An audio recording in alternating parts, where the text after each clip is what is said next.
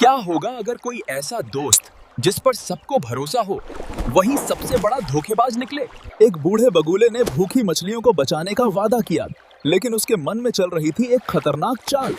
फिर एक छोटे से केकड़े ने ऐसा काम किया जिसने सबकी जान बचा ली। एक तालाब के किनारे एक बूढ़ा बगुला रहता था। वो इतना कमजोर हो गया था कि अब मछलियां पकड़ना उसके बस की बात नहीं थी।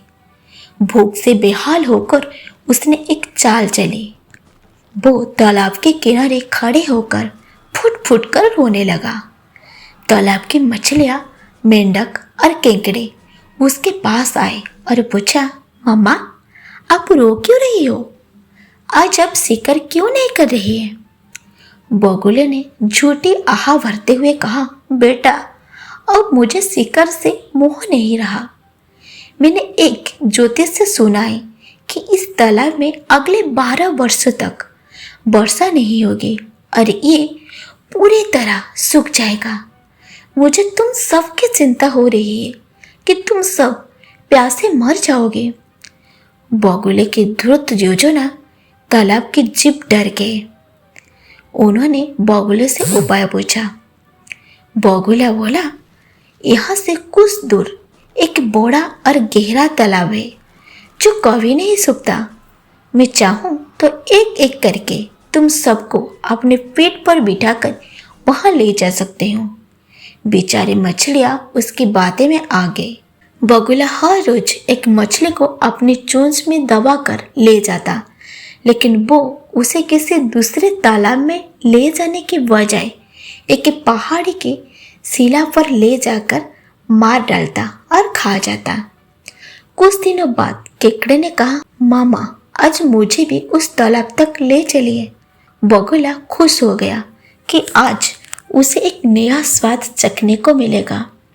उसने केकड़े को अपने पीठ पर बिठाया और उड़ चला। जब वो उसे पहाड़ी के पास पहुंची तो केकड़े ने नीचे देखा, वहां मछलियां की हड्डियों का ढेर लगा था। केकड़ा तुरंत मजरा समझ गया। उसने बगुले से पूछा, मामा वो तालाब कहाँ है? बगुला हंसते हुए बोला, मूर्ख कोई तालाब नहीं है, अब तू भी मरने के लिए तैयार हो जा।